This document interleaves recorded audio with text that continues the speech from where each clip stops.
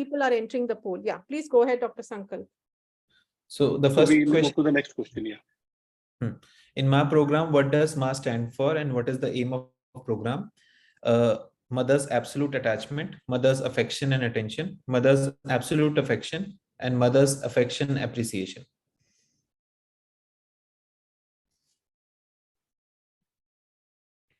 I think we can move to the second question. We have only 24 of the 83 participants who have answered, 30%. So maybe, Please. as you said, Dr. Gopal, we can give them half a minute. Brief.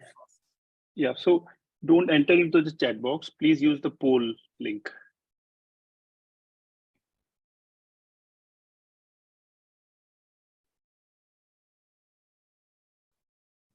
A few participants have raised hand.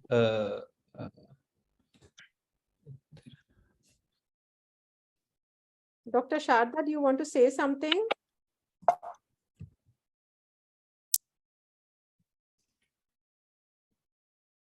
So if you have any doubts, you can write in the chat box, doubt regarding how to poll and all, but don't write answers in the chat box. Okay, poll is not visible on phone. So I guess you'll have to log in through a laptop. Okay, so then the correct answer is mother's absolute affection. Coming to the next question. I will just share the results. You can see the results, right? Yes. Had 20% saying A and 75% giving the right answer, but we got answer from only 40 of the participants. Yes, so there's some issue with the... Yeah. So the next question is, the ACOG and the Society for Maternal Fetal Medicine have endorsed new definition of term pregnancy, replacing the label term with early term, full term, late term, and post term. What does full term pregnancy mean? 38 to 41, 6/7, 39, 6/7 to 41, 6/7, 39 to 40, 6/7, or 37 to 41, 6/7. So what does full term pregnancy mean as per the ACOG?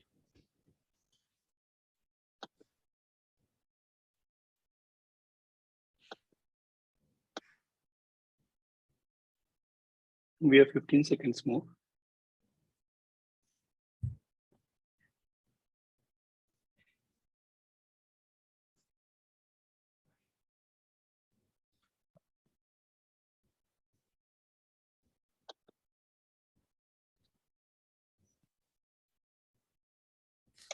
Most participants We'll have stop it. given C as the answer. 70% of participants, which is the right answer. 39 to 46/7. So most of you, 70% have given the right answer. The next question is, as per FBNC operational guidelines for setting up a 4-bedded newborn stabilization unit, how much floor surface area is required? 100 square feet, 150 square feet, 200 square feet, or 250 square feet? For a 4-bedded NBSU, newborn stabilization unit, how much floor surface area is required?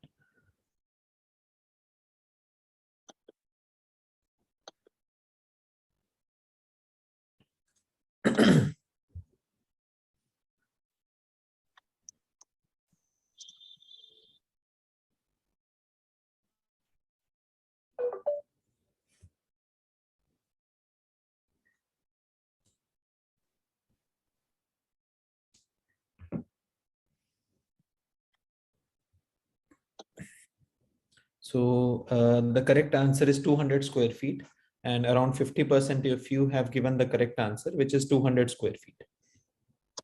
Next question is, as per NRP 2020, delayed cord clamping has been recommended for all term and preterm neonates longer than 30 seconds. If they do not require resuscitation at birth, what is the class of recommendation and level of evidence for the recommendation?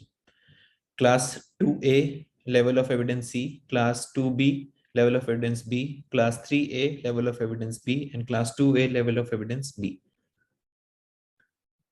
So for delayed cord clamping, what is the class of recommendation and level of evidence?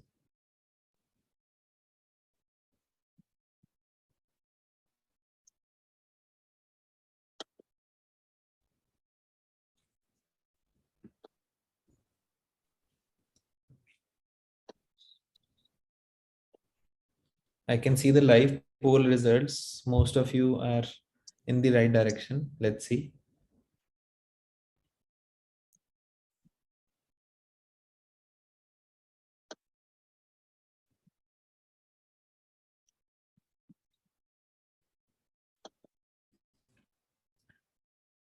We'll stop it. Go to the next question.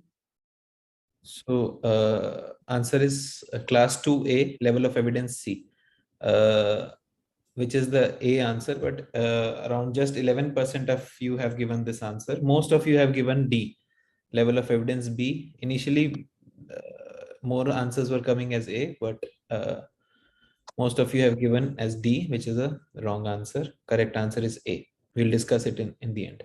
New Ballard score is used for gestational age assessment of newborns.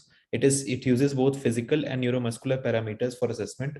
Which two parameters have got value of 5 in the score? Eye, ear, and popliteal angle, skin maturity and popliteal angle, skin maturity and scarf sign, lanugo and scarf sign.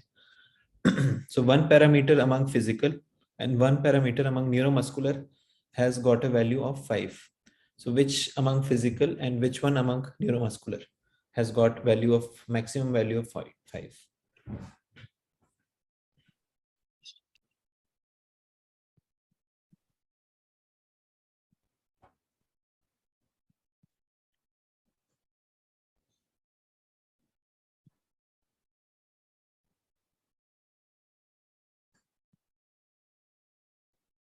The number of people participating are very few. There are only 14 of 94 who have answered.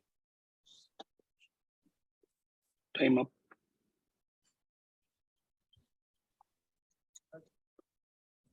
We can take a break. If any participant is finding difficulty, they can just mention it in the chat. You can unmute yourself and discuss if you have any questions, or maybe write your doubts in the chat box if you have any difficulty in participating. Sir, the poll disappears very fast. The option of polling. So we have to go to the chat box and answer. So we will time it. Once the poll comes on, we will give full, I think, within 10 seconds, the poll is gone. So we are not able to poll it. We have to give answer on the chat box. Okay, so maybe we can start reading the question and after that we'll start the poll. Yes, okay. That could be the thing. Yes. Thank you so much. Yeah, please. And how much time for Gopal? Ma'am, we'll start reading the question. We'll populate the options. Then we'll initiate the poll. Yeah. For how long we'll keep it on? 10 seconds would be okay, ma'am. Okay, fine. After reading questions, 10 seconds would be okay. Okay. After I finish reading the options, we'll start the poll. Okay. So the Fenton chart for postnatal growth standards for preterm infants includes the period from dash weeks to dash weeks, 22 to 50 weeks, 24 to 45 weeks, 20 to 48 weeks, 24 to 50 weeks.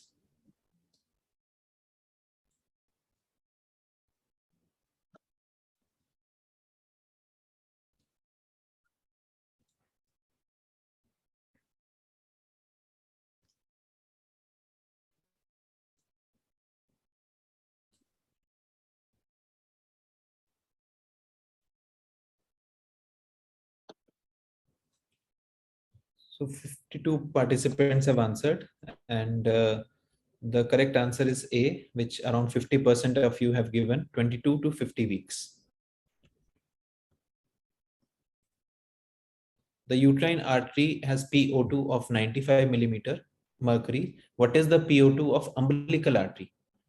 35 millimeter mercury, 15 millimeter of mercury, 45 millimeter of mercury, and 60 millimeter of mercury.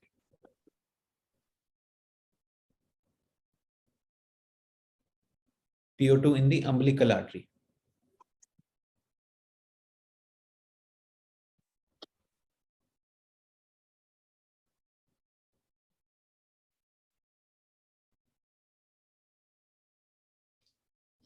Just 40 of you have answered. Others, please also answer.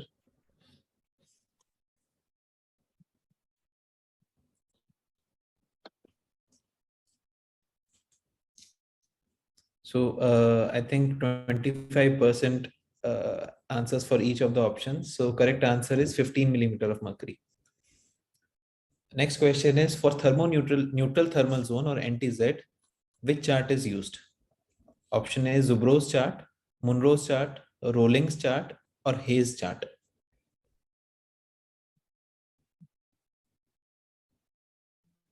Which chart is used for thermoneutral zone?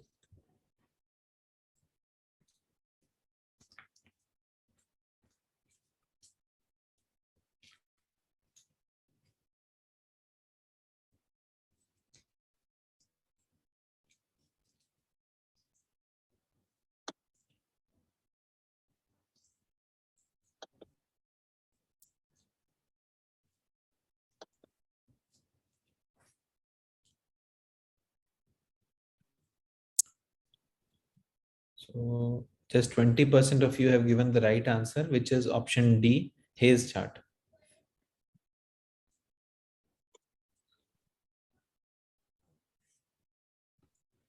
I think question is so please see this image and I'll then read the question. This is the X-ray of a baby and this is the image of the heart disease that we will be asking questions on. Please see the image and then we'll show you the question. What is the clinical diagnosis and which drug intake in the mother causes this? Answer, tetralogy of Fallot, intake of propranolol by the mother, PPHN, intake of SSRIs by the mother, Epstein anomaly, intake of lithium by the mother, HOCM because of diabetes, gestational diabetes. Which heart disease and which drug?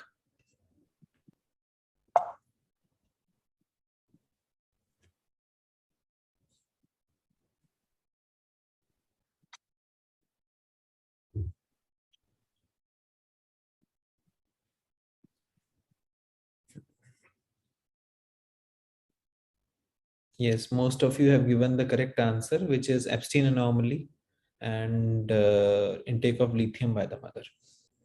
As per Aspergen recommendation, what is the daily vitamin D requirement for a preterm neonate? 400 units per day, 400 units per kg per day, 800 units per day, 800 units per kg per day.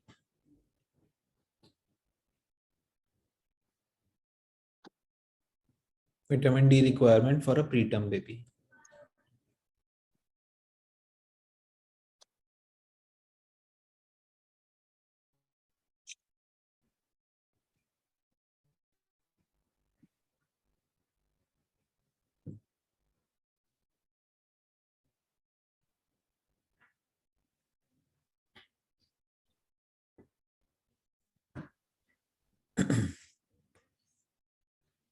So most of you have given the correct answer, which is 800 units per day.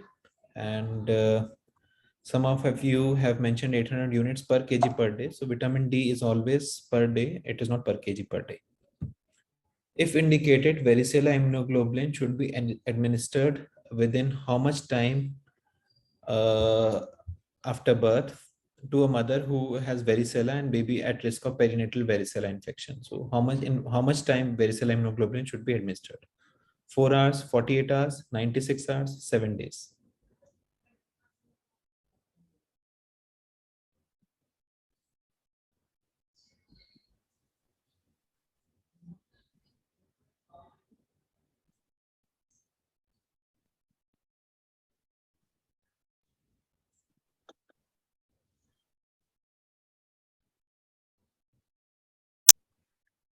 So the correct answer is 96 hours. Some of you have written it correctly. 48 hours is the next second most common answer that you have given, but 96 hours is what most guidelines recommend. Caffeine is used for apnea of prematurity. Which receptors does caffeine act? Option A, GABA receptors, dopamine receptors, adenosine receptors, aminophylline receptors.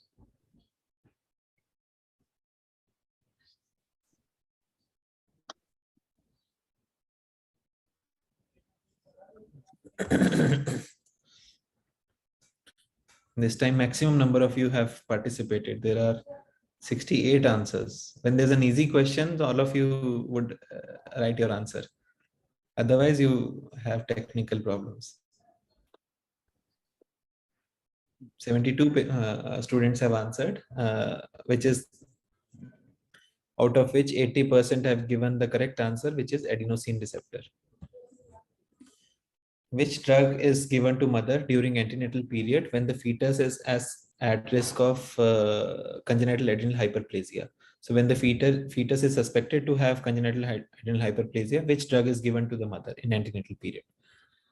Option A, ACTH injection, B, testosterone injection, C, dexamethasone, D, methotrexate.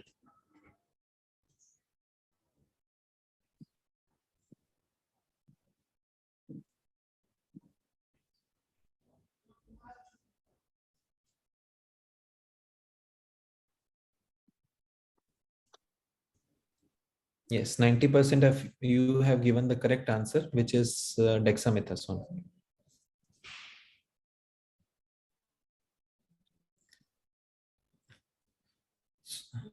So this is the prediction nomogram by Bhutani et al. What percentile does the middle line reflect? The middle line, there are three lines as you can see here. The middle line reflects what percentile? Option A 40th, option B 50th, C 40th to 75th, and D 75th. What percentile that does the middle line reflect?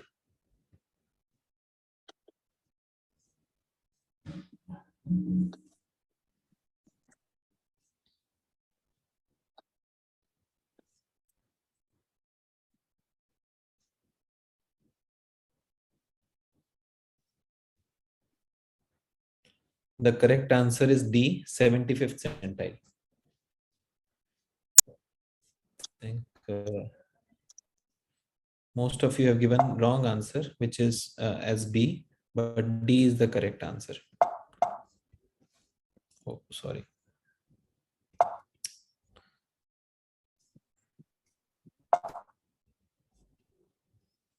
Which candidal species is most commonly associated with colonization of hands of healthcare workers?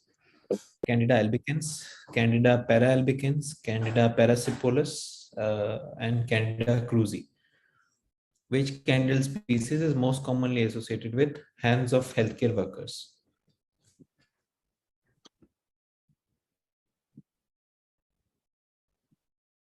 Albicans, paraalbicans, parasilosis, krusei.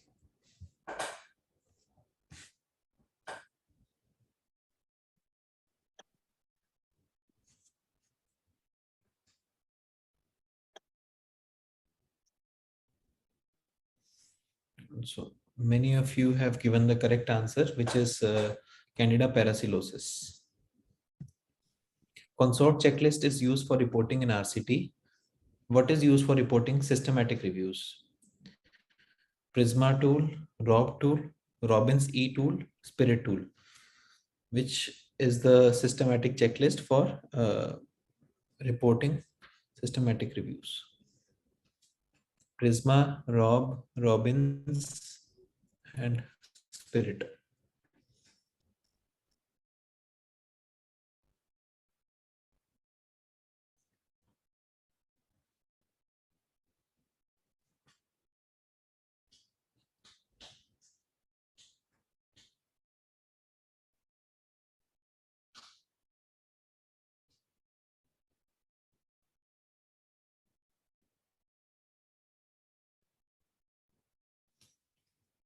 So most of you, around 80%, have given the right answer, which is Prisma checklist. Next question is identify the inheritance pattern shown in this pedigree: autosomal recessive, X-linked dominant, X-linked recessive, mitochondrial inheritance. What is the inheritance pattern in this pedigree chart?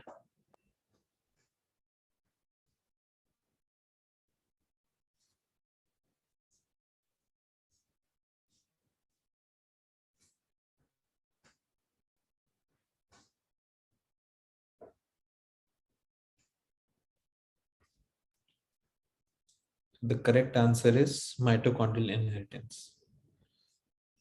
Option D. Identify the lesions.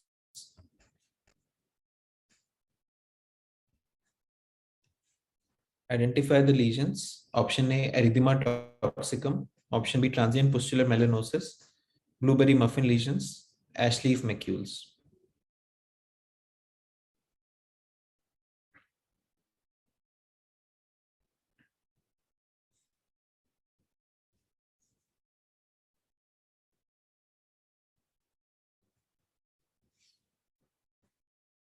Again, since this is an easy question, around 60 plus participants have answered. Otherwise, just it's 40 or 50.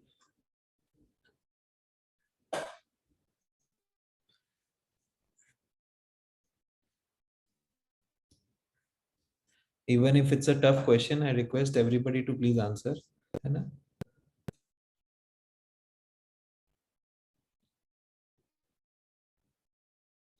So correct answer is blueberry muffin lesion. Identify the abnormality in this loop. Option A, air leak. Option B, air trapping. Option C, secretions. Option D, increased resistance to expiration.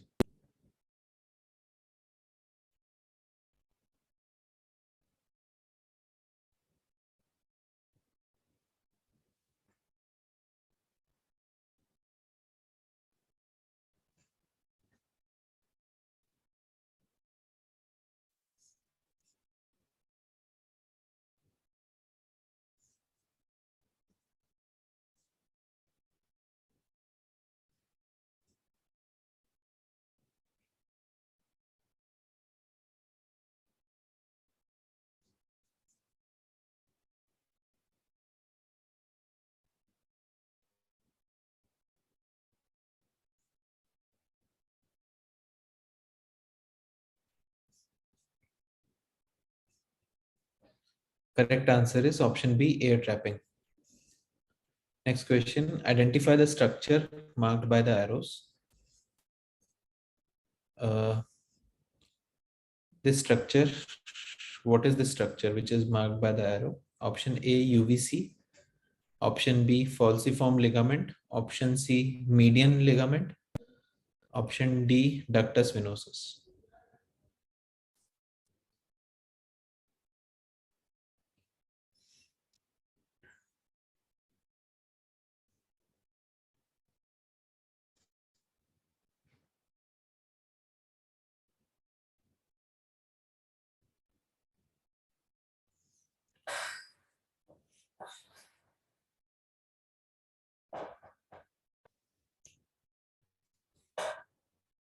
So close to 50% of you have given the most common wrong answer.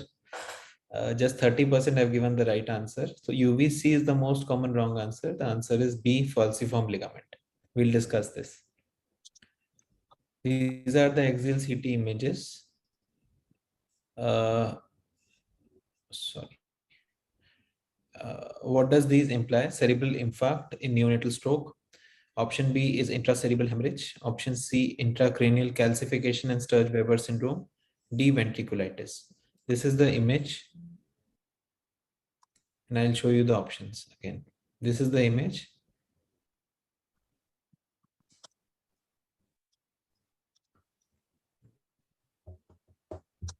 We are getting 100% correct answer because erroneously I had shown the result, the answer slide. Not even a single wrong answer. Great. You guys are paying attention. So correct answer is option C, which is intracranial calcification and Sturge-Weber syndrome. Day 3 of life, what is the diagnosis? Option A, congenital diaphragmatic hernia. Option B, BIE, pulmonary interstitial emphysema, bronchopulmonary dysplasia or BPD. And option D, pneumothorax. What is the diagnosis? Day 3 of life.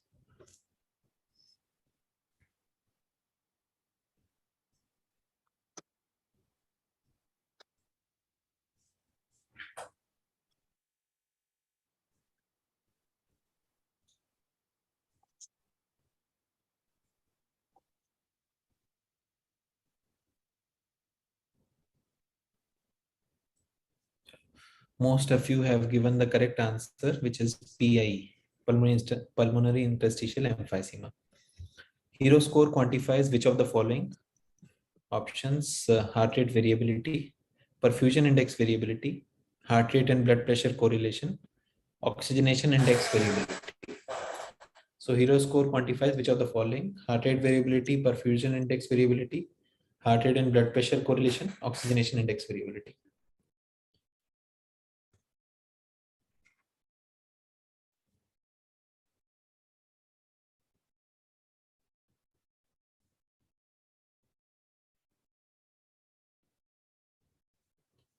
So correct answer is heart rate variability. The high position, 60% of you have given the correct answer, which is heart rate variability. Next question, the high position of USC corresponds to C8 to T1 vertebra, T3 to T4 vertebra, T6 to T9 vertebra, T9 to T11 vertebra. What is the high position of USC?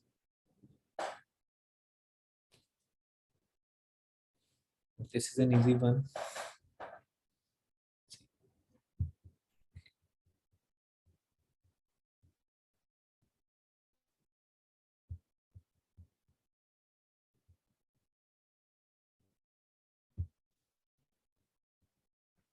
So the correct answer is T6 to T9, which is option C. The recommended percentage weight by volume of amino acids and lipid solution to be used in TPN is 10% and 10%, 10 and 20%, 20 and 10%, and 20% and 20% respectively. What is the recommended percentage of amino acid and lipid solution that we use?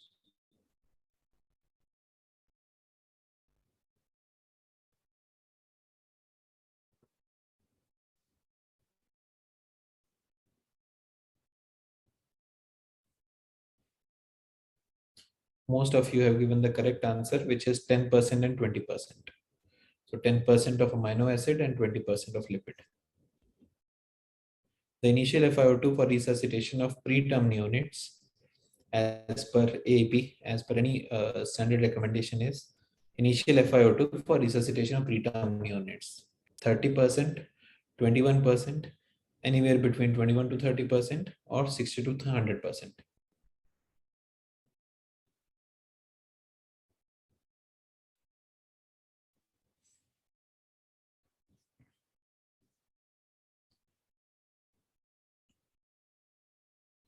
Good. We have received 70 plus responses, and most of you are right. It is 21 to 30% on option C. The following adjunctive therapy for neonatal sepsis has shown to decrease mortality. Option A, granulocyte transfusion. Option B, GCSF. Option C, activated protein C. Option D, none of the above. Which of the following adjunctive therapy has been shown to decrease mortality in neonatal sepsis?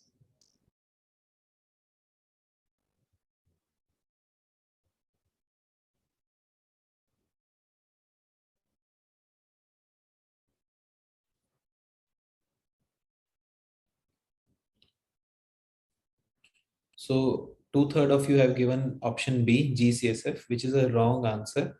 The correct answer is none of the above. We'll discuss it. Next question. NRP recommends to avoid drying, but cover immediately with polythene wrap for neonates born at less than what gestation? So polythene wrap should be used in less than what gestation at the time of resuscitation? Less than 34, less than 32, less than 30, or less than 28 weeks?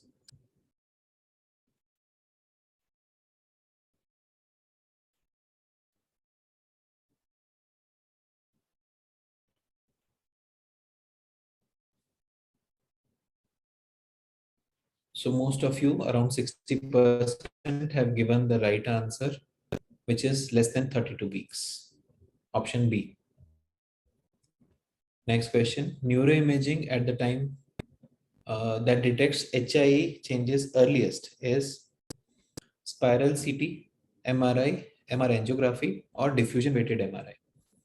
Which form of neuroimaging sees HIE earliest?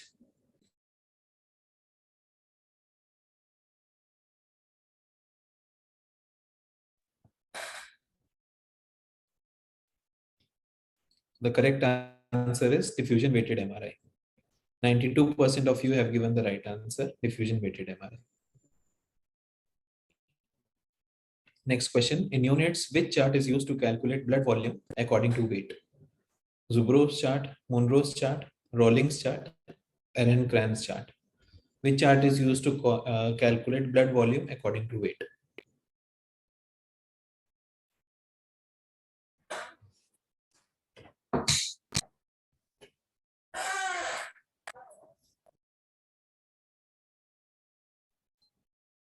So the 50% of you have given the correct answer, which is option C, Rawlings chart.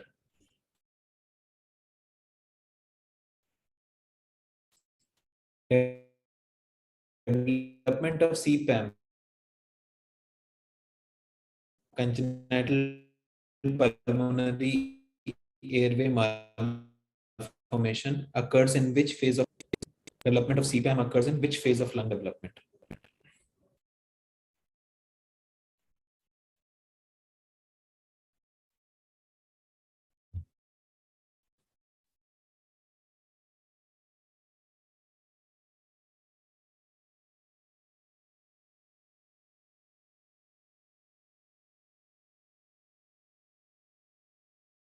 So the correct answer is pseudoglandular, option B.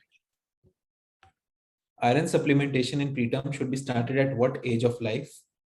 Options: at birth, as soon as the baby reaches full feeds, from 2 weeks of life onwards, from 2 months of life, and from 4 months of life. At what age iron supplementation should be started?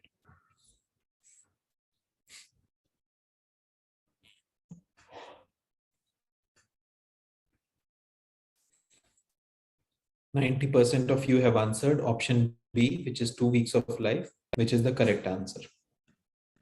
If Clear-Butke preparation of mother's blood cells, shows 1% fetal cells in the maternal circulation, then what will be the estimated amount of fetal blood loss? What would be the estimated amount of feto-maternal hemorrhage? 20 ml, 50 ml, 100 ml, 150 ml.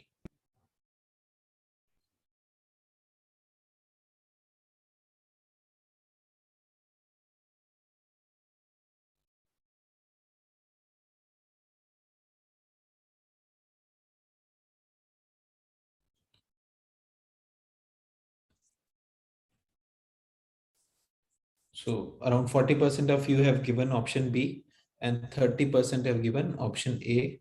Option B is the correct answer, 50 ml. Calculate oxygenation index if FiO2 is 40%, PIP is 20 centimeter, PWP is 5 centimeter, mean airway pressure is 10 centimeter, PaO2 is 80 millimeter of mercury, and P alveolar O2 is 200 millimeter of mercury. What is the oxygenation index? 5, 10, 15, 20.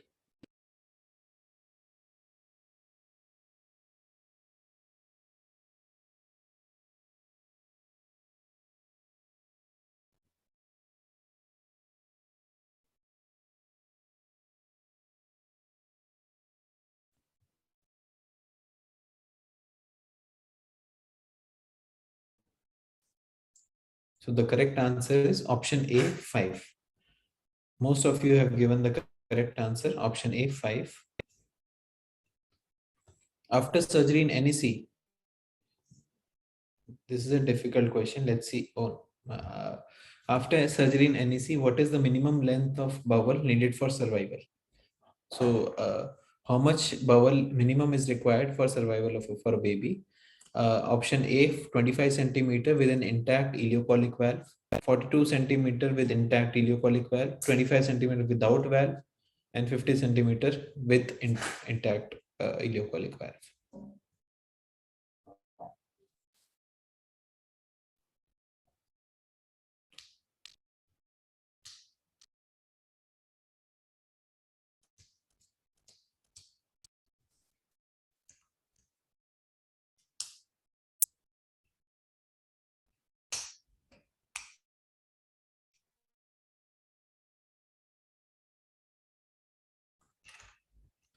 So correct answer is option. What is the correct dosage of antenatal steroids for accelerating maturity in preterm threatened preterm deliveries? Dexamethasone 12 hourly for 4 doses, Dexa 6 12 hourly for 4 doses, Beta 6 12 hourly for 4 doses.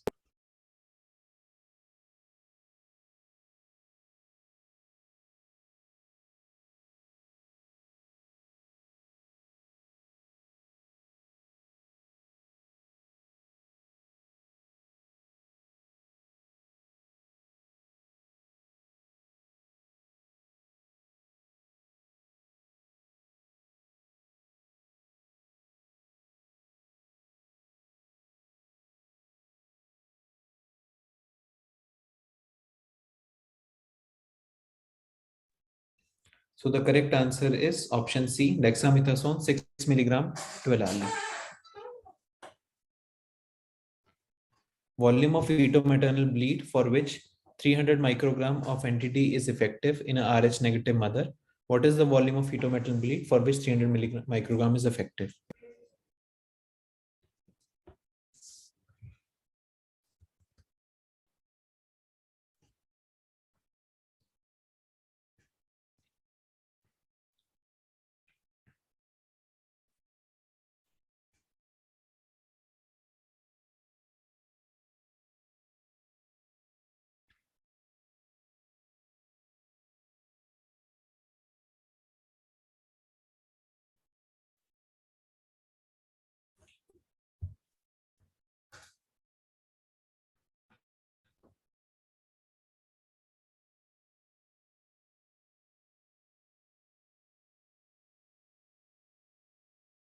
Correct answer is 30 ml.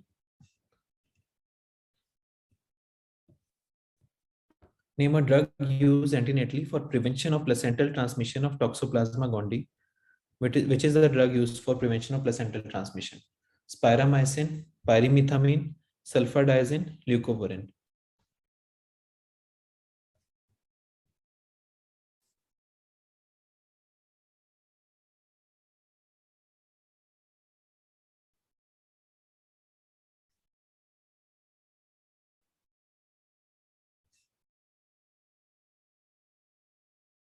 Most of you have given the correct answer, which is pyramycin. Which of these drugs can cause hyperglycemia in neonates? Steroids, caffeine, diazoxide, all of the above. Which of these drugs can cause hyperglycemia? Steroids, caffeine, diazoxide, all of the above.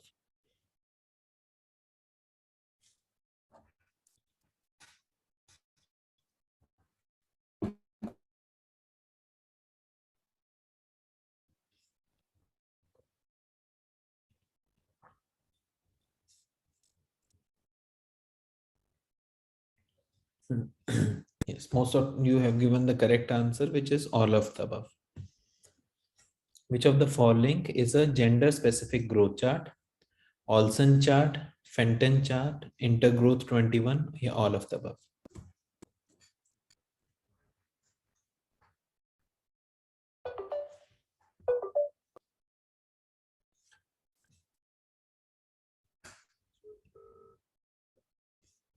The correct answer is all of the above. Hello.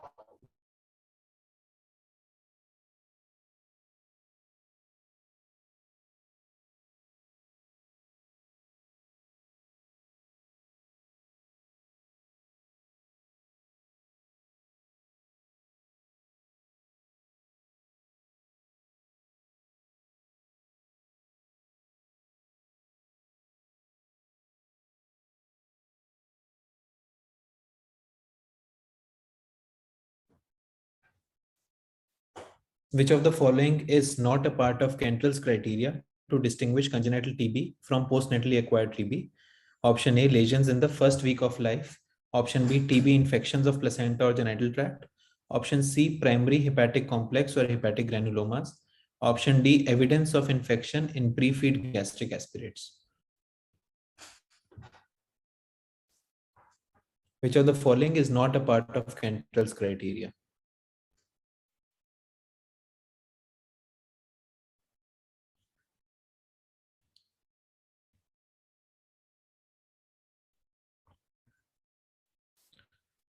Most of you have given the correct answer, which is option D, evidence of infections in pre-feed gastric aspirates. How does sildenafil act?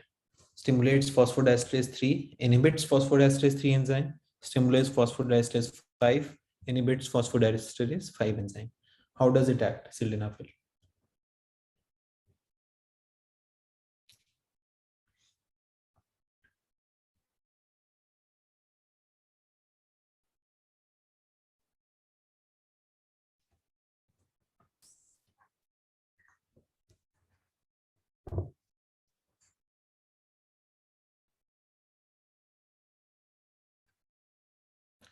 Answer, inhibits phosphodiesterase 5. Most of you have given the correct answer. Which of the following is not a contraindication of indomethacin in neonates? Which is not a contraindication? NEC stage 2B, serum creatinine more than 1.8, urine output less than 1, platelet count less than 60,000, which is not a contraindication.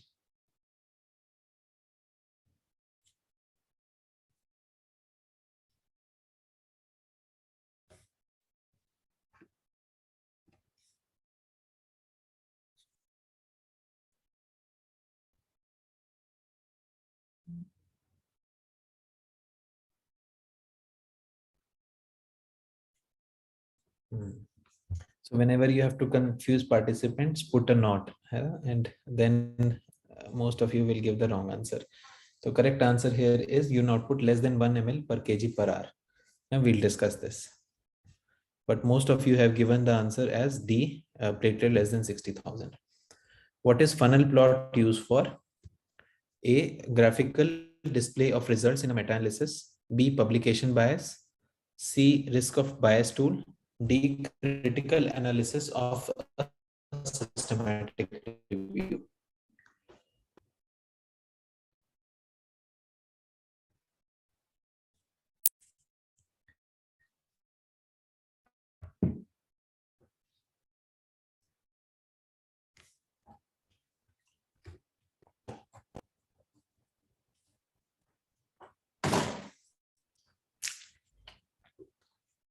So most of you have given the correct answer, which is publication bias.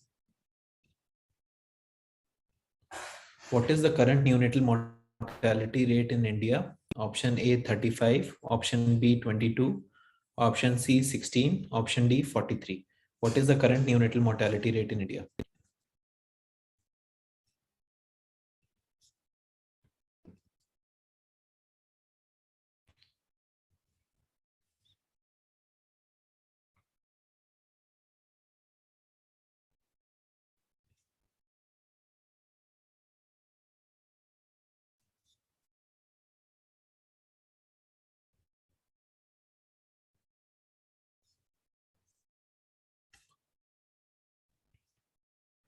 Most of you have given the right answer, which is 22. Baby presents with flank mass, gross hematuria, and thrombocytopenia. What is the probable diagnosis? Severe sepsis, renal vein thrombosis, NEC, renal artery stenosis. Baby presents with flank mass, gross hematuria, and thrombocytopenia. What is the probable diagnosis?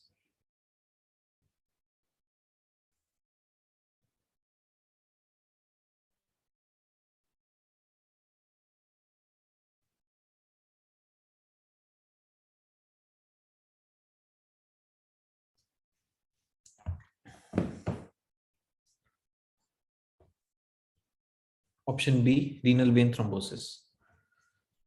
Most of you have given the right answer, which is renal vein thrombosis. In osteopenia of prematurity, if ALP is low, which nutritional deficiency should be suspected? Manganese deficiency, zinc deficiency, selenium deficiency, phosphorus deficiency. Which deficiency should be suspected if ALP is low?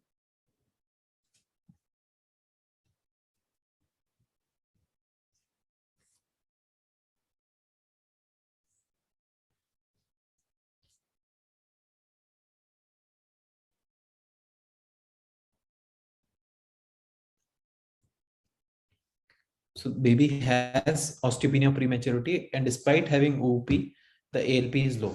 What could be deficient? We are not talking about which micronutrient is deficient in OP. We are talking about there is OP, but still ALP is low. Then what is the deficiency? The correct answer is zinc deficiency. So this mother is feeding a pair of twins. What is this position of feeding? Double football hold, football and cradle hold, crisscross cradle, upright latch hold. What is this position of feeding?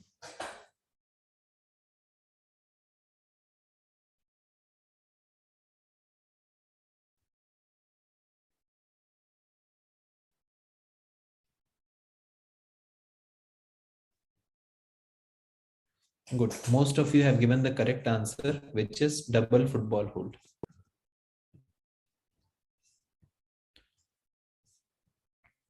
Which of these does not incite hemolysis in G6PD deficiency? Does not incite.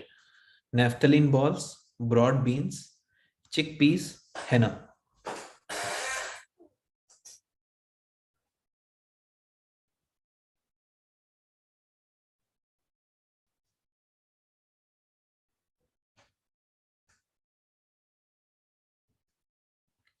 Which of these does not incite?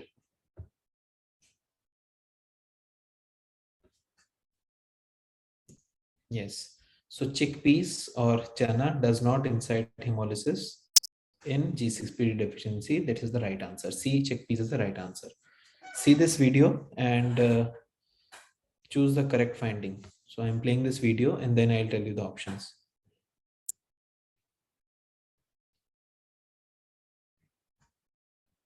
This is a echo of a baby, high parasternal view.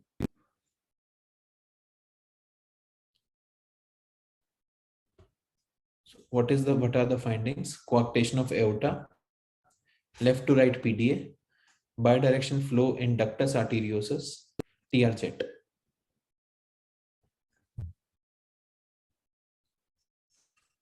Coarctation, left to right PDA, bidirection PDA, TR jet. I'll show the video again. Sorry.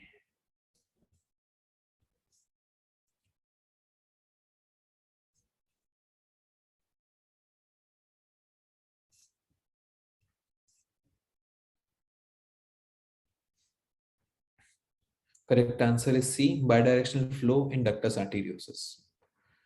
Mission Vatsalya of Government of India relates to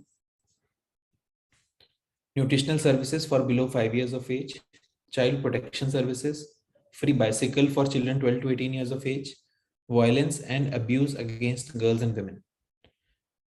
Mission Vatsalya is for which of the following? Nutrition, child protection, free bicycle, violence.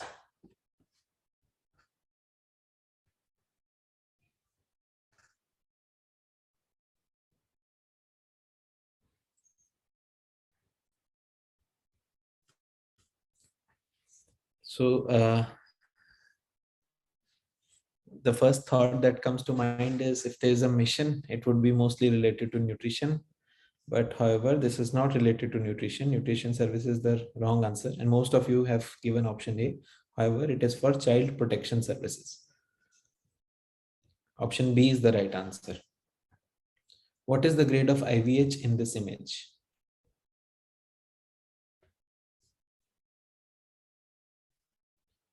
This is a sagittal view of cranial ultrasound of a preterm baby. What is the grade of IVH here? Option A, grade 1, grade 2, grade 3, grade 4. 1, 2, 3, 4. I'll show the image again. Grade 1, 2, 3, 4.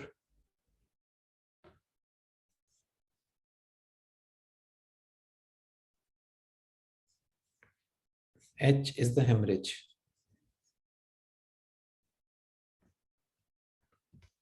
Correct answer is grade 3 hemorrhage. SIFT trial is related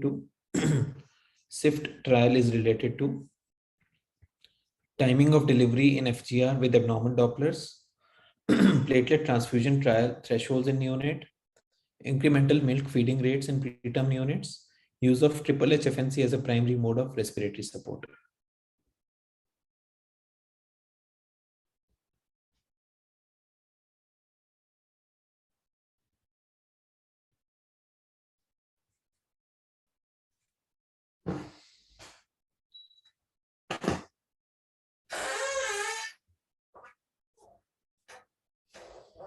Yes, most of you, more than 80% of you have given the right answer, which is incremental milk feeding rates in preterm neonates.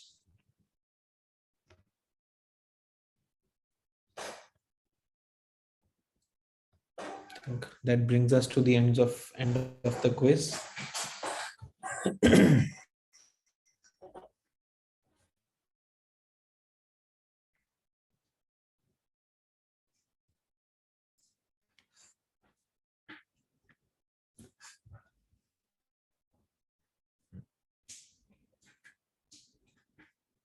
Ma'am,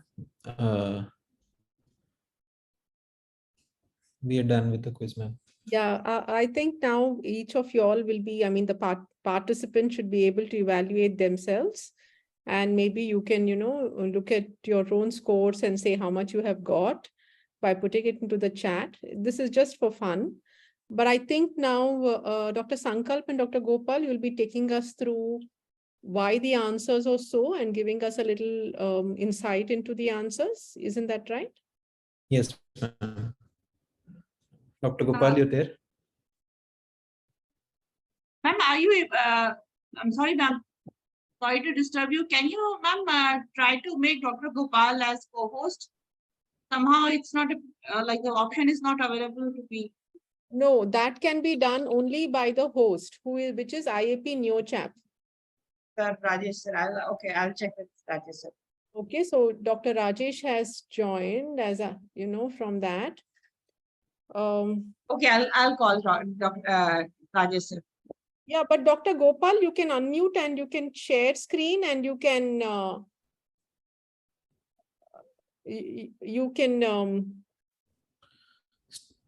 Start the discussion. Yeah.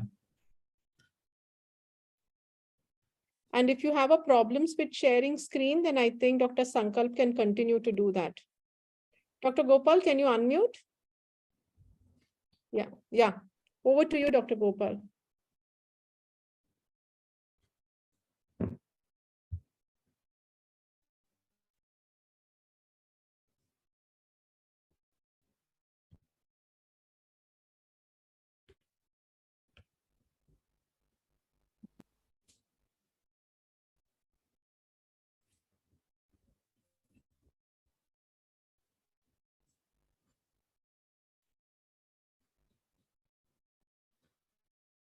Okay. Am I audible now? Yes, Dr. Gopal. Yeah. So I think Sankalp will share the PPT. I will keep on discussing. We can start. Sankalp, you can just start the presentation discussion part. The PPT, just I'm downloading. It will take around 1 minute. Yeah. So first question was components of regarding MA program.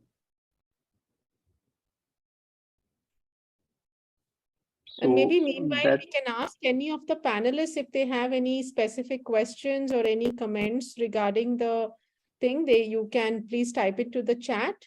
The other thing that you can do is to raise your hand, and in which case we'll be able to unmute you and you can talk.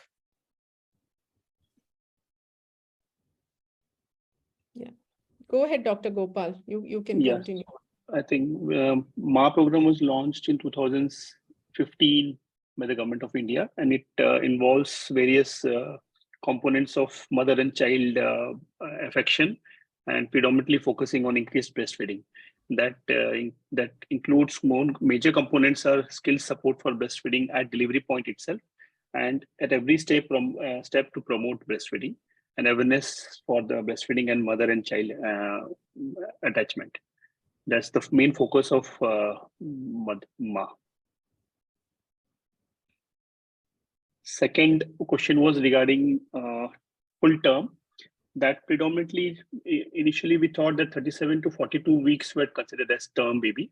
But gradually people saw that there was a difference in outcome if babies are delivered before 39 weeks compared to after 39 weeks.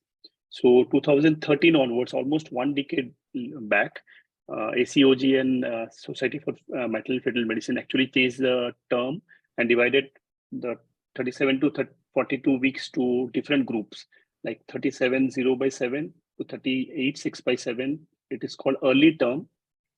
39 0/7 to 41 6/7. It's called full term. Ideally, baby should be delivered at that point. And 41 0/7 to 42 6/7. That's called late term. So this is the classical definition currently used, standard definition. And full term is 39 to 41, 39 0/7 to 41 46/7. Okay, that's the answer for that. So I've shared the slides. I hope slides are visible. No, Dr. Sankalp, not yet. No. Not yet. We can see your download window. Yeah. Yes, Yeah, sorry. it'll take a minute. Yeah. Visible now? Yeah. Yeah. So this is the definition. 37 to 42 is divided in 3 groups. I'll not go into 0/7 and 6/7, but 37 to 39 is early term. 39 to 41 is full term, and 41 to 42 is late term. Beyond 42 is called post term. Anywhere less than 37 weeks is called preterm. Okay, so this is the definition currently used worldwide. We can move to answer 3. So this definition was included because it was seen that early term babies, 37 to 39 weeks, have higher chances of RDS, TTNB as compared to full-term babies. So all elective cesarean section, all elective deliveries should be done beyond 39 weeks. Beyond 37 should not be considered term.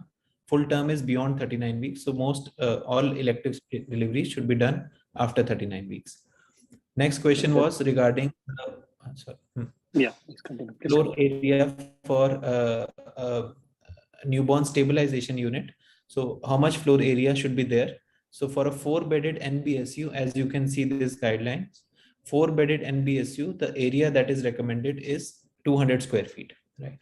So the neonatal support is divided into 3 steps. One is newborn care corner, which should be there in all delivery points.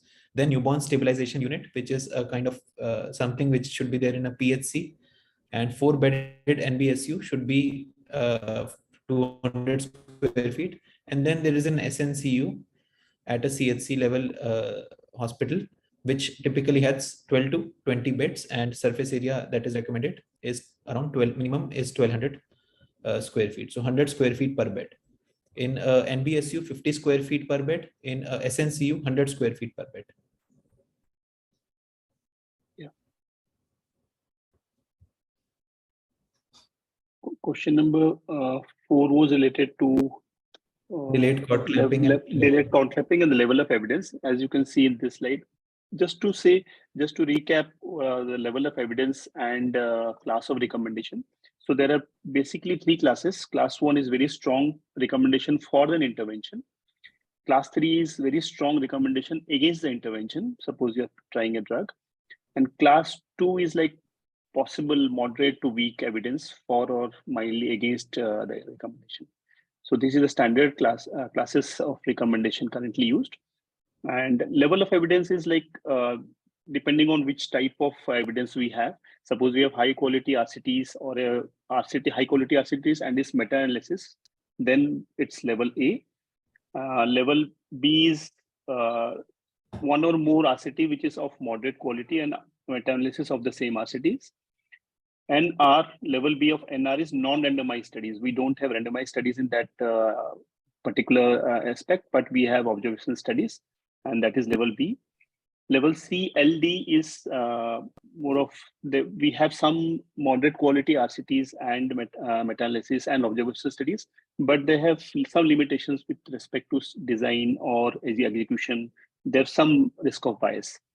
They're labeled as limited data.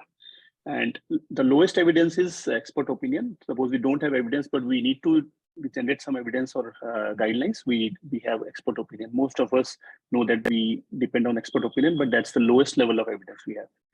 Next slide, please. So coming to the delayed cord clamping, if you have gone through NRP 2020, so if you see for preterm infants, the level of evidence is B with randomized trials are available. So, and class of recommendation is 2A. That's a moderate strength of recommendation, may be used. Okay. And for term babies, the level of evidence is slightly lower than preterms. And the evidence is with some limitations in study design. So it has been classified as level of evidence of C and limited data. As the level of evidence is low, probably that class of recommendation is changed to 2B. Okay. This is the gross introduction to class of recommendation and level of evidence. I would just like to add one thing, that level of evidence depends upon the amount of data, the amount of studies those are available for a particular question. However, class of recommendation depends not just on the level of evidence, like how strongly an evidence would help. Class of recommendation, whether it is strongly recommended, moderately or weak, also depends on, takes into account feasibility, costs, risks of that intervention. So it is not just quality of evidence, but the cost. For example, something like a surfactant might have a good quality evidence, but giving surfactant in a small setup or level 2 NICU will have a weak recommendation. The recommendation will not be strong because of the cost and additional risks.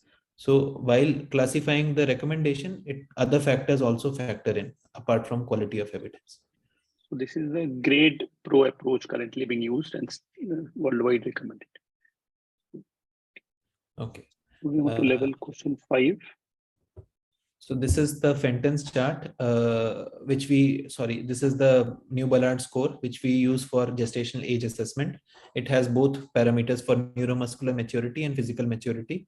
And as you can see, one parameter among neuromuscular maturity has a score of 5, which is popliteal angle. And one parameter in physical maturity has a score of 5, which is skin maturity. Right.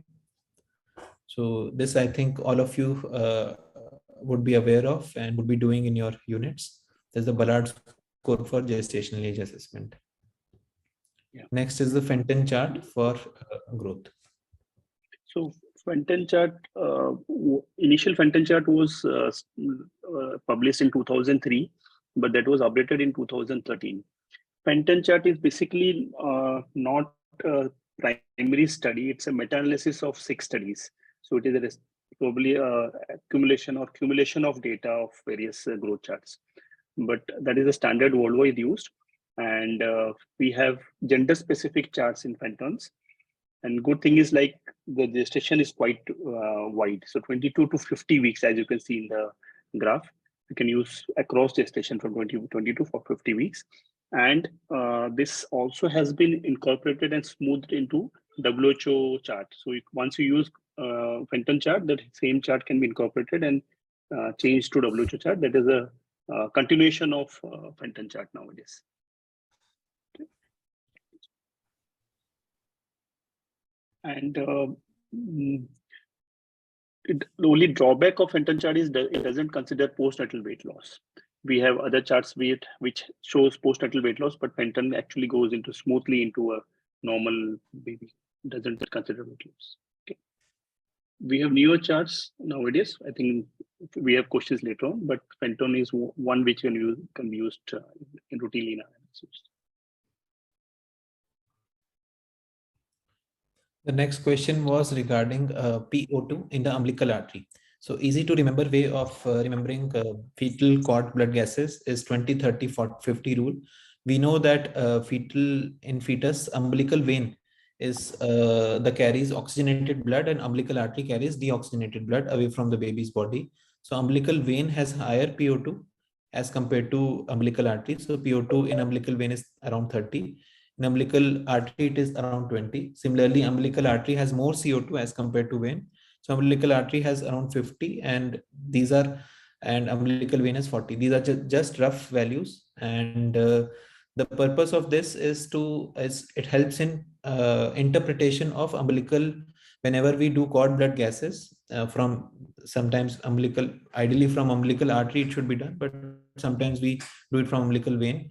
So if we want to know whether the PCO2, PO2 is within normal range or how far away it is from the mean value, we should know these mean values of umbilical artery vein PO2 and PCO2s.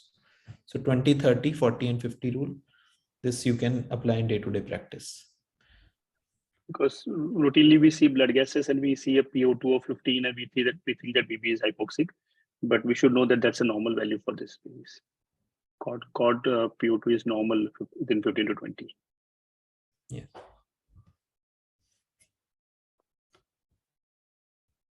So for neutral thermal zone, standard Hayes chart is used. This is the only one available. You can see there are 3 charts for each weight: 1 kilo, 2 kilo, and 3 kilo from left to right, and 2 different graphs for considering nursing an incubator or whether your baby is naked. So in a naked baby, you need higher temperature. And the other chart, if you think, remember the option, Jubro's chart is used for BP, blood pressure. Monroe's chart is ANC in term babies. And Rawlings chart is used normally to see the blood volume in a baby, in a unit. With respect to weight, we can check the blood volume, what is expected. So we had shown an image of a baby's heart and asked which is the congenital heart anomaly and which drug. So the answer was Epstein anomaly.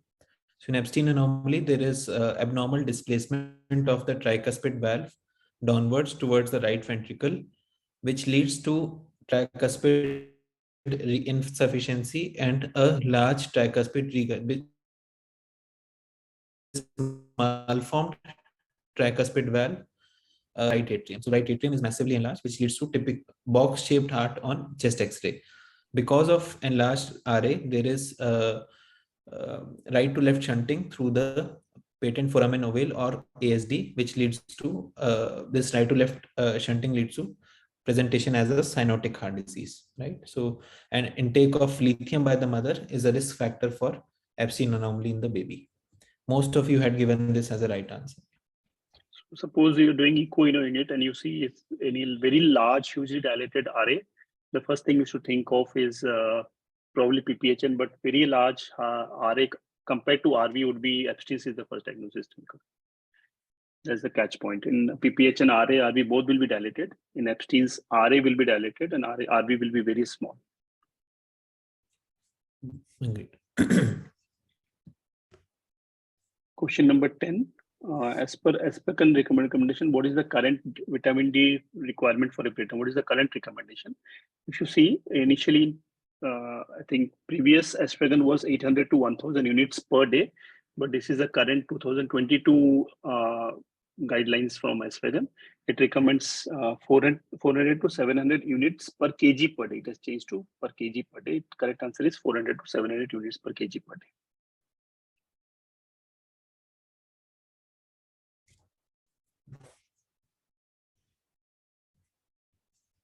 Okay, so our answer, when we had shown, we had said that 800 units per day. Acha, okay.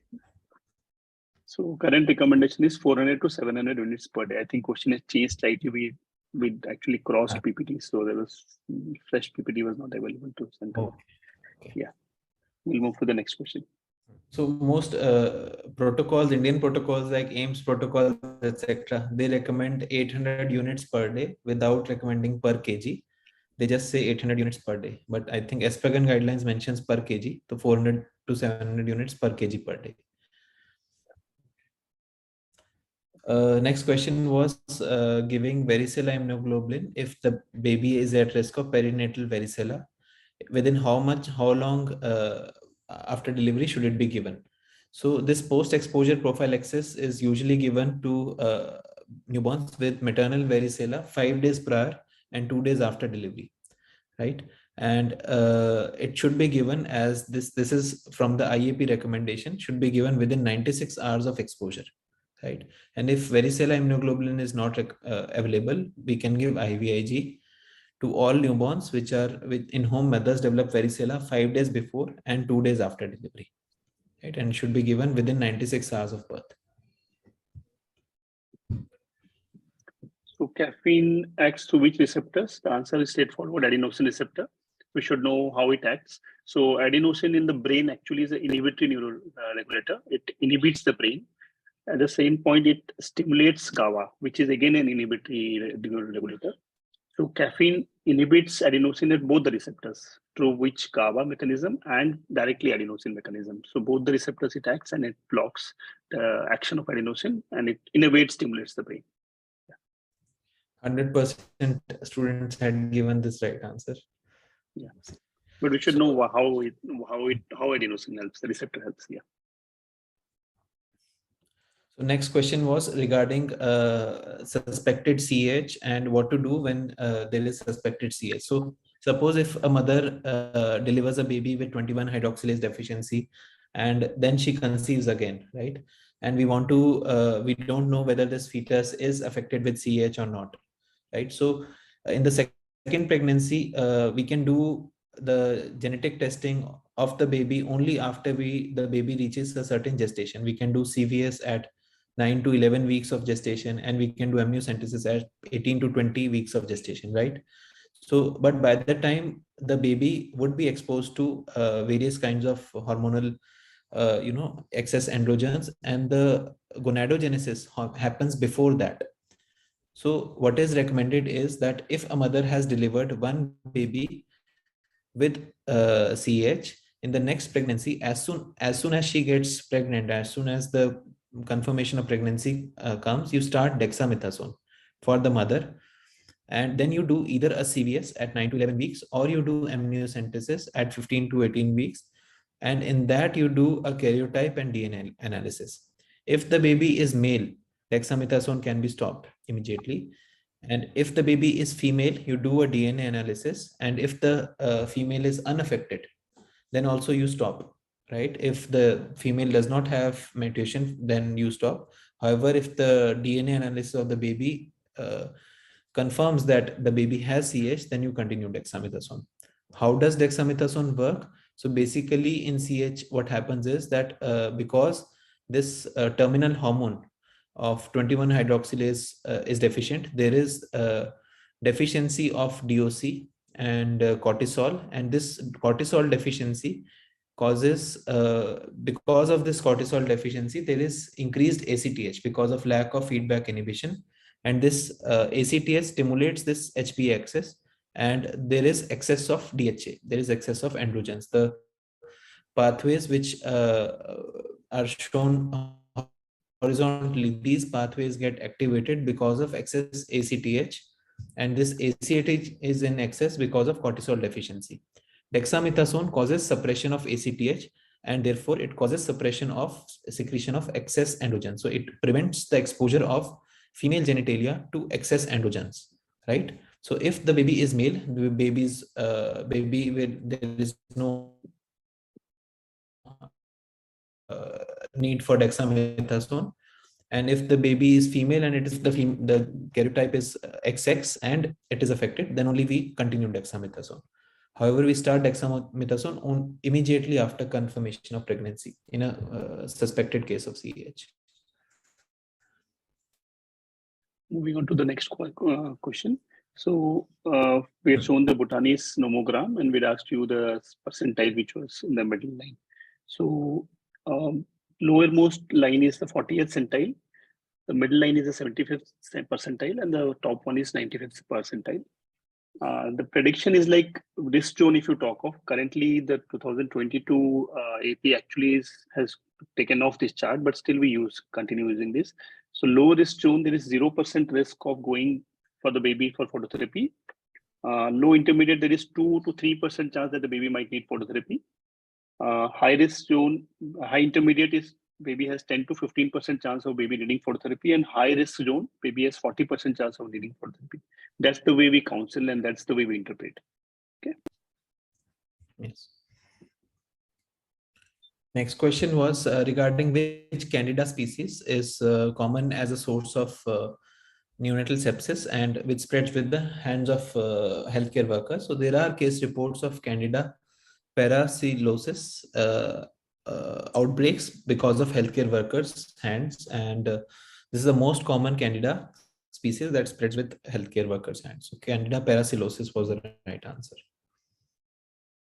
Moving to next research question. So consort checklist is used for RCT reporting and RCT. So what is the one used in systematic review? That's PRISMA. PRISMA stands for Preferred Reporting Items for Systematic Reviews and Meta-Analysis. This is a standard chart used for reporting systematic reviews and meta-analysis. Other option, if you remember, ROB tool is used for risk of bias tool for RCTs. When you start doing meta-analysis or systematic review, you'd use a ROB tool. Robbins E is used to assess risk of bias in non-randomized studies, observational studies, and that only which uses exposure studies based on exposure. If you are using intervention, that will be Robbins I. Spirit is a standard protocol which you should publish rather than a checklist. So Spirit is just a standardized protocol items, recommendations for intervention trials. So these are the few things we should remember, and we normally, people who are involved in research, they use these tools. Yeah, next one, please.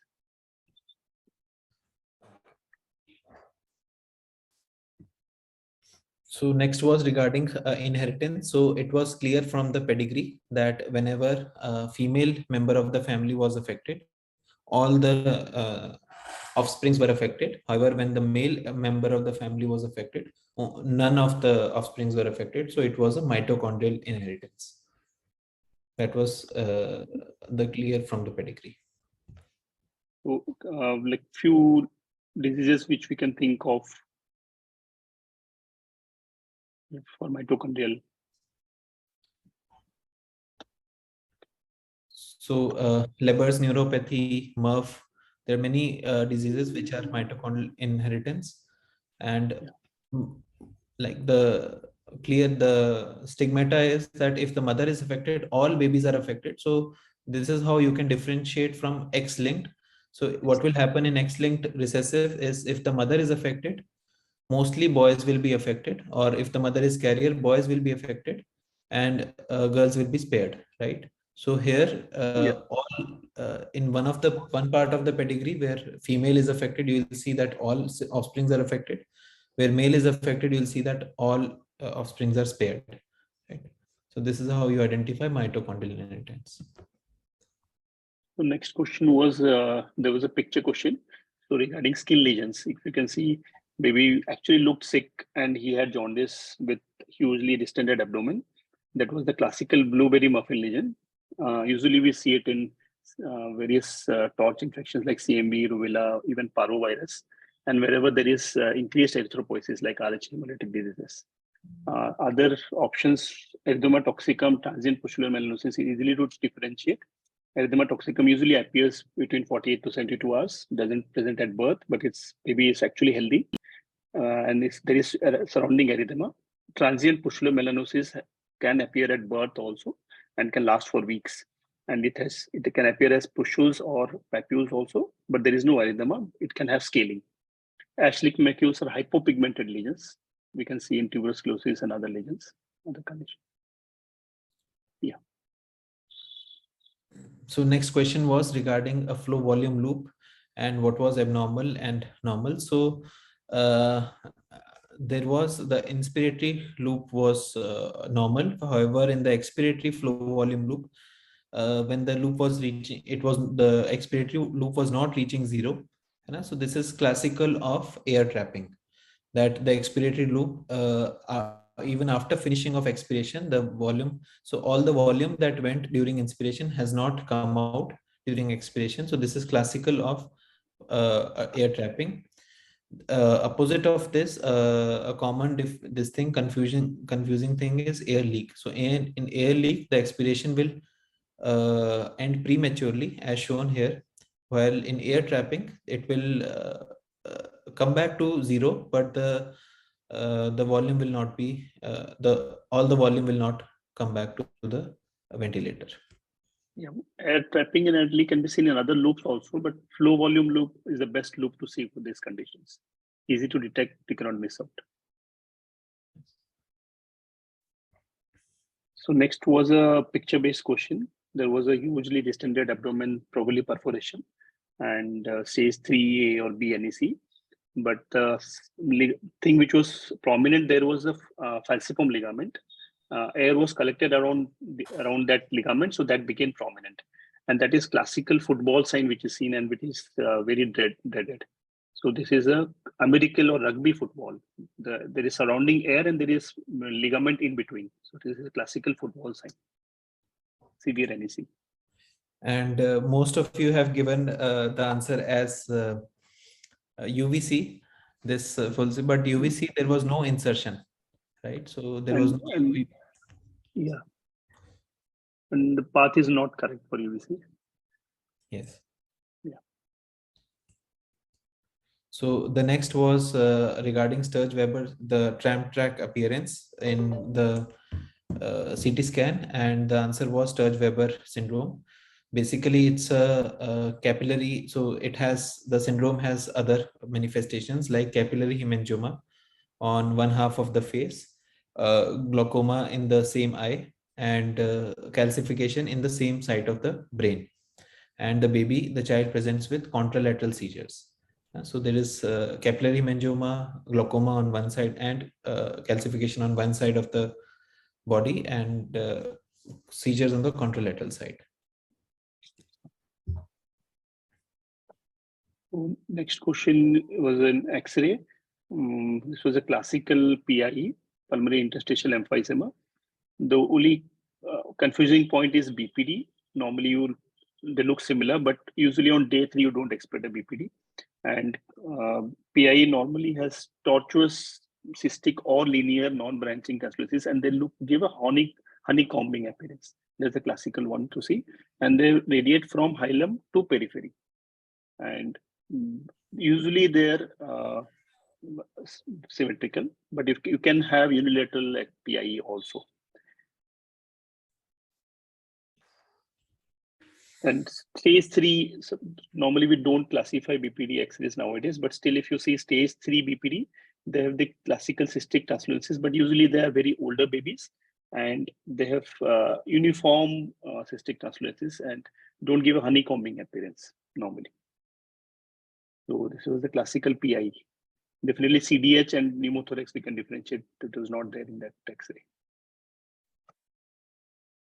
So next was regarding HERO score. What does it imply? So basically, HERO score is a objective measurement of heart rate variability. And as you can see in this picture, whenever there is sepsis, the both sympathetic and parasympathetic, the variability because of both the pathways gets blocked because of inflammation, and there is reduced heart rate variability. So that reduced heart rate variability is measured with the HERO score, and it has been seen to correlate very well with the sickness and subsequent mortality of a baby in an ICU, right? So HERO scores basically objectively measures the heart rate variability. So next was a very simple question. What is the high position of UAC? So the classical definition of high position is T6 to T9 vertebra. You start from T12 and then count upwards, where see the lowest rib and see the count the vertebra. That's the way we count. And low is L3 to L4. Generally, we avoid low position because it might interfere with renal, celiac, or mesenteric arteries. Preferred position is high UAC position. It has less chances of complications. Next was regarding parenteral nutrition. So what we commonly use is aminoven 10% weight by volume and intralipid is 20% weight by volume. So this is a standard that we use. Next question was regarding NRP. What is the FIO2 requirement recommended to initiate resuscitation in a preterm less than 35 weeker? So current recommendation is for a term baby, it's 21%. And for preterm, it's 21 to 30, depending on the severity of prematurity. current trials are ongoing, like Torpedo 2 is still ongoing. We might find answer to that. The current level of recommendation, level of evidence is C with limited data, because I think evidence is still pending. And recommendation, this is 2B. So in preterm, it's 21 to 30%. Next question was regarding adjunctive treatment in neonatal sepsis. So as you can see from this meta-analysis, this table from a meta-analysis, IVIG, GCSF, granulocyte transfusion, the relative risk of all of this is the range is between 0.1, 0.2 to more than 1. So since the relative risk is crossing more than 1, the answer is it implies that the effect is null. There is no effect in all-cause mortality by any of these interventions like IVIG, GCSF, or granulocyte transfusion. Right. So answer was none of the above are helpful in neonatal sepsis. Prevention of sepsis is more useful than treating it. So coming on to the question number 28, grading of IVH. If you see, there are two classifications, Volpe's and Papley, but ultrasound based is the Volpe classification. Papley classification is actually CT based. So if you're doing ultrasound bedside, you are classifying, you should use Volpe's grading. So that is 4 grades, but there are 1, 2, 3, and there is nothing called grade 4. That is called separate notation. That is called parenchymal leukodensity. You cannot label it as grade 4. There is nothing called grade 4 in Volpe's. So grade 1 is involving less than 10% of the ventricular area. Usually it's a GMH, germinal matrix hemorrhage. Beyond that, slightly increased hemorrhage into the ventricle, but there is no dilatation of the ventricle. More than 50% of the ventricle, with dilatation of the ventricle, it's grade 3. If you remember the picture which we had shown, there was intraventricular bleed with dilatation of the ventricle. So that was labeled as grade 3. So I just shown a few pics of that. This is the Papley classification, almost similar, but this is a CT-based classification. Grade 1 will be there will be obliteration of the caudothalamic groove, and there will be no intraventricular extension of the bleed. Grade 2, there will be intraventricular extension without dilatation of the ventricle. Grade 3, there will be intraventricular bleed extension with dilatation of the ventricle. And grade 4, there will be parenchymal leukodensity. It can be associated even with grade 1. So it is a separate notation of parenchymal leukodensity. Don't label it as grade 4.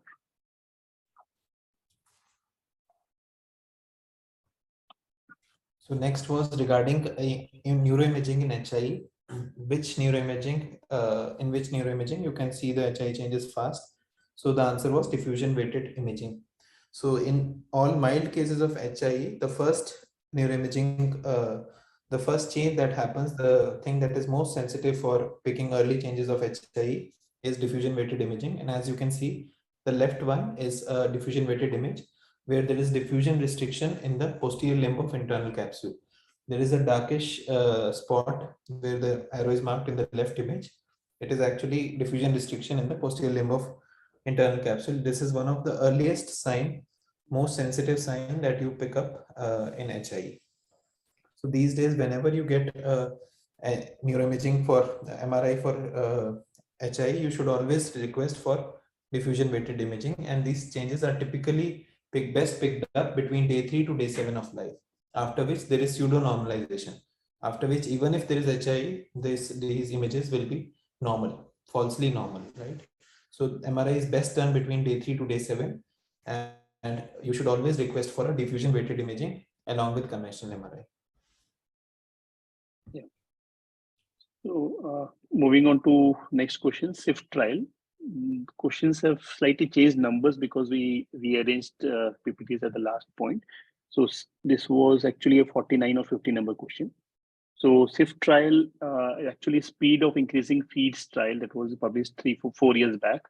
This involved less than 32 weeker and almost huge number of 2,800 babies. They compared two arms of 30 ml per kg height versus 18 ml per kg height. There was no difference in primary outcome or NEC. So they recommended that any baby less than 32 weeks, one should start off with 30 ml per kg. It's safer to start with larger volume of feeds. The which was there. I'll discuss the other part also. The timing of delivery in FGR with abnormal Dopplers, that is the truffle study. Platelet transfusion threshold in units, there is the Planet 2 study, and use of HHFNC as primary mode of respiratory support. We have the hipster trial. These are the standard landmark studies we should know before our exams. The next one was regarding lung development and development of CPAM.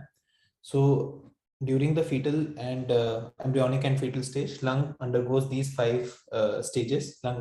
So first is embryonic stage, then is pseudoglandular, then is canalicular stage where respiratory bronchioles and alveolar ducts form, then is saccular stage where some alveoli form, and then finally alveolar stage where there is septation and multiplication and branching of the alveoli. So these are the 5 stages of lung development in utero, and usually CPAM happens when there is abnormal development from pseudoglandular stage 2 onwards. Bronchopulmonary sequestration, CPAM, they usually happen in the second stage. Pulmonary agenesis, so if there is no lung development in the first stage itself, it is pulmonary agenesis. Pulmonary hypoplasia, which usually happens along with oligohydramnios, happens after saccular stage of lung development.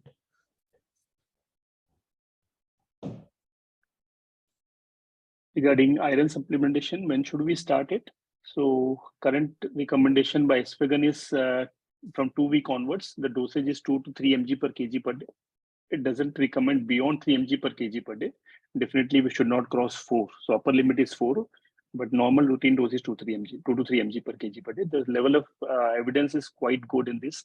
As far as I remember, it's randomized trial, and I think it's level A. And strength of recommendation is 2A for this iron supplementation at 2 weeks of age. Next was regarding Kluwer-Betke test in Rh negative pregnancy. So Kluwer-Betke test is basically measuring the amount of fetal-maternal hemorrhage, and we know that the fetal cells, fetal hemoglobin, is resistant to acid. And this is, so we elute the mother's blood cells with some acid, and we see what blood cells are left. The whatever RBCs are left are basically fetal cells. So it quantifies the amount of fetal hemorrhage, fetal-maternal hemorrhage, and with which you can calculate the amount of NTD that you can give to the mother. So the calculation is that percentage of fetal, suppose you see a slide and of all the RBCs, 1% are fetal cells, rest 99% are maternal cell. So volume, what would be the volume of fetal maternal hemorrhage that has happened? Percentage of cells into 5 liters. So we assume that the mother's blood volume is 5 liters. So in our question, it was 1%. So in the slide, 1% fetal cells were there. So 1% of 5 liters, which is 50 ml. So amount volume of fetal maternal hemorrhage, if the fetal cells are 1%, is 50 ml, right? And each 300 microgram of NTD injection is for 30 ml of fetal maternal hemorrhage. So volume, so number of vials, each 30 ml each 300 microgram is for 30 ml. So for 50 ml, you can calculate accordingly how much NTD will be required. Whenever you get a newborn who has unexplained anemia at birth, you should think of hemolysis, and definitely you should ask for KB test to be done in mother's sample. Yes. Yeah. So yeah. So one is hemolysis. The other reason for unexplained anemia is fetal-maternal hemorrhage. So that's for KB test. Yes. So the next question was regarding oxygen index, FiO2. The oxygen index is calculated using MAP into FiO2 divided by PO2. In our case, FiO2 was 40%, MAP was 10, is already calculated, and PO2 was 80. So P arterial O2, not the alveolar O2. So here 40 into 10, 400 divided by 80, it's 5. So we have other parameters for oxygenation. We need to know the level of oxygenation. It's AADO2, alveolar to arterial gradient of oxygen, and AA ratio also. But oxygenation index is the commonly worst one used in babies who are ventilated, because we get to know the MAP and FiO2 exactly, and PO2 also we get to know most of the times. Next question was regarding after surgery in NEC, what is the minimum length of bowel needed for survival? The answer was 25 centimeter within intact. So you require a minimum length of NEC. If the bowel more than that is affected, then you cannot, then there is the chances of survival, because you need certain length to absorb basic nutrients for the baby.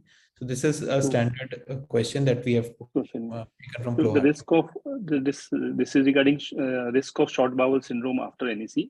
So if the ileocecal valve is intact, if you're able to manage with ileocecal valve, you can manage with 25 centimeters the minimum. If ileocecal valve is removed accidentally, or you have to remove it, then you need a longer length to prevent SPS. With intact ileocecal valve 25, otherwise 42. Yeah. The next question was quite easy regarding antenatal steroids, which is the standard dose. There were lots of permutation combination in that question, but the standard is you have to use 24 mg total dose of any steroid which you use. So if it's betamethasone, you use 12 mg 24 hourly for 2 doses. That comes to 24 mg. If it's dexamethasone, it's 6 mg 12 hourly for 4 doses. That's the standard recommendation. As for WHO, and Government of India, dexamethasone is the one to be used in India. This we have already discussed. 300 microgram of ROGAM or NTD is for 30 ml of fetal maternal hemorrhage. However, if the fetal maternal hemorrhage is larger, then you have to give higher dose of and calculate accordingly. Yeah. So next question was regarding prevention of transmission of toxoplasma to the fetus. So out of all the drugs mentioned, pyrimethamine, sulfadiazine, and leucovorin are used to treat the mother and treat the fetus. Only pyrimethamine is the one which prevents transmission of toxoplasma from mother to fetus. So once, suppose we have a facility, you do a amniotic fluid PCR and you see that it's positive, then you switch from pyrimethamine to pyrimethamine, sulfadiazine, or leucovorin. So pyrimethamine is the only drug which prevents transmission. That was the question. Most of you, I think, answered that correctly. Yes. So this was a simple question. Which drugs cause hyperglycemia in the baby? So steroids, we know that they cause hyperglycemia, right? And in fact, we use hydrocortisone for treatment of refractory hypoglycemia. Caffeine does cause hyperglycemia. Diazoxide again is a drug of choice for refractory hyperinsulinemic hypoglycemia. So all three drugs, the answer was all of the above. All three of them cause hyperglycemia in newborns. Yeah. So next question was regarding gender-specific chart. Olsen's, Fenton, and Intergrowth all have gender-specific charts. Fenton is the commonly used one, but we should know about Intergrowth 21. So there are 8 centers throughout the world. Out of that, one center is in Nagpur, India. So we have our population involved in that growth chart. And if you talk of Fenton chart, it's a meta-analysis of previous studies, but Intergrowth 21 is a prospective study which looked at population with a prescriptive approach rather than doing a retrospective analysis, and using standardized equipment and training. So Intergrowth 21 is a standard growth chart which has Indian population in it, so we should be using Intergrowth 21. There are other limitations for it, but definitely you should use it within that data which is available in that growth chart. Yeah, next please.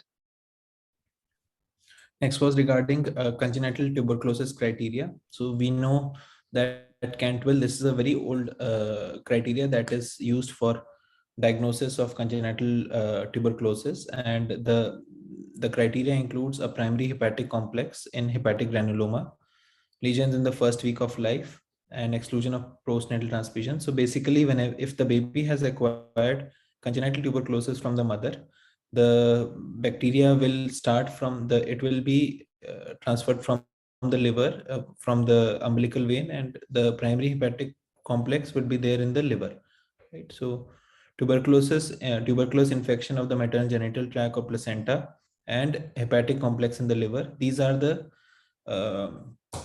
classical criteria for diagnosis of congenital tuberculosis as per Cantwell. So normally we don't look for pre-feed gastric aspirates AFP in newborns, and that's not the criteria to be included. Yes. Yeah. Regarding sildenafil, so sildenafil and milrinone acts through different mechanism. Sildenafil is an inhibitor of phosphodiesterase 5, which ultimately increases the concentration of cyclic GMP, which is a vasodilator. Milrinone, on the other hand, inhibits phosphodiesterase 3, which increases level of cyclic AMP. So both act through different mechanism and can be considered can be given together also, because the mechanism of action is different for both of them. Also, you can note that both nitric oxide and sildenafil, they increase cGMP levels. Sildenafil by inhibiting its breakdown, by inhibiting phosphodiesterase 5, nitric oxide by increasing its production by stimulating guanylyl cyclase enzyme. Both ultimately increase cGMP levels. Next question was regarding contraindication of indomethacin in neonates. So the standard contraindications are NEC if stage 2B or higher. If the creatinine is high, urine output is less, right? So if there's any evidence of AKI, if there is thrombocytopenia less than 60,000, and if there is high urea, so any evidence of AKI, any evidence of thrombocytopenia, and NEC stage 2B or higher. So in our question, it was mentioned urine output of less than 1 ml per kg per hour. So urine output of 1 is not the criteria. Urine output less than 0.5 or 0.6 ml per kg per hour is when you should not consider indomethacin. So easy to remember is there is multiple of 6 or 6 involved in it in every value. So either is 6, 60, 60 or 1.8. So multiple of 6. That's the way I used to remember in my UG days. Yes. So the next question was regarding funnel plot, I think. Funnel plot. So funnel plot is commonly is a standard one used to see publication bias. So that's the one. If you see forest plot is the one which we see in meta-analysis. The Cochrane logo has a forest plot, and that is to display the results in meta-analysis. ROB tool already we had discussed, risk of bias to assess RCT, and Prisma is a critical analysis or a systematic review.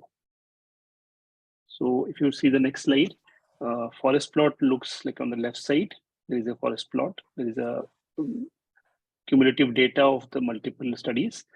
Funnel plot discusses caters to publication bias, and the ROB tool with each study we can say whether there is risk of bias using different parameters. So current NMR as per MOHFW is 22, and this we I think for your exam you should remember the latest NMR, IMR, and end of 5 mortality rates. So as per the last MOHFW data, it is 22. So question number 46 was a video question. So that is a classical ductal view. So you see a tripod view. Normally you get a tripod view to see a PDA. You try to see a RPA, right pulmonary artery, left pulmonary artery, and the ductus. So that's called the tripod view, which you can see in this graph. And the direction which was asked for in that picture was it was a bidirectional view because you have a mixed orangish, yellow, blue picture. If you have a predominantly left to right shunt, it will be purely red. If you have a purely more predominantly right to left or a severe PPHN, you will get a blue color jet. And bidirectional flow, you will get a mixed orange and red and blue color. So next slide, please. So it's very rare to see pure right to left shunt unless you have a congenital cardiac critical cyanotic congenital heart disease. Normally it's a bidirectional view or a pure left to right shunt. Next question. We can skip this. In osteopenia of prematurity, if ALP, so next question was regarding osteopenia of prematurity. So most of you have had written the answer as phosphate deficiency. So the question was not about the cause of osteopenia of deficiency. So if a baby has osteopenia of deficiency, generally the ALP will be high. So in which concomitant micronutrient deficiency, ALP will not increase. So the answer is zinc deficiency, because zinc is a cofactor for alkaline phosphatase enzyme. And if there is concomitant zinc deficiency, the child, the baby, even if there is OP, will not have a high ALP, right? So zinc deficiency was the answer. Suppose you have a very sick baby on a ventilator for a prolonged period, has a severe BPD, you do a metabolic profile and you see a phosphorus of 2.5 and ALP of 420. That point you can suspect gene deficiency because you expect ALP to be very high in that condition.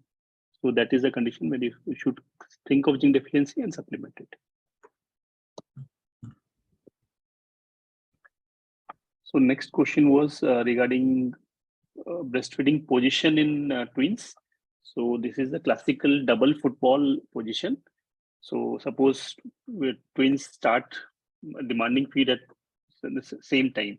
So you can advise mothers with this position, whichever way they're comfortable. And the other one is football and cradle. It's very difficult to explain, but you can see the picture. The other one is crisscross, and very rarely mothers use upright latch hold. Easiest one and very commonly practiced is the double football one. The image is not clear. What was this G6P deficiency? Yes, yeah. So we know the list of drugs. Whenever you have a G6PD deficiency baby, we should hand over a list of drugs. We have a standard WHO chart. We can, so that we should advise that they should seek it on the file itself so that we don't miss it. Apart from drugs, we should also know that herbal products, henna, naphthalene ball sometimes trigger hemolysis. And out of food items, broad beans or fava beans is the one commonly seen in G6PD deficiency. Chickpeas normally don't cause G6PD deficiency triggers. Next was regarding Mission Vatsalya. So basically it is to support and sustain children in difficulty. So it's an initiative by Ministry of Women and Child Development, not by Ministry of Health and Family Welfare. It is by Ministry of Women and Child Development. And it aims to bring holistic development of children from varied background and basically protect child needs, right? So it supports. For nutrition, that is Mission Poshan. It is not Mission Vatsalya. Yeah. So we're already late, beyond 10 minutes beyond 10. And we are done with the question, ma'am. Thank you, Dr. Gopal. Thank you, Dr. Sankalp. I think it was quite an exhaustive session. And we've not only taken the trouble to make the MCQs, but also to explain very patiently why the answers are so. So I'm sure everybody